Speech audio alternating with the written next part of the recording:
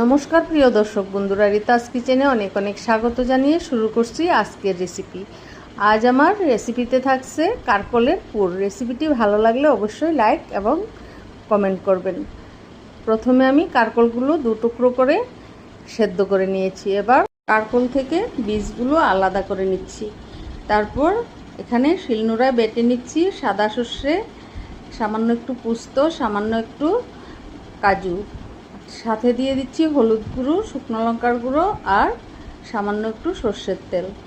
নুন দিয়ে ভালোভাবে পুর বানিয়ে নিয়েছি।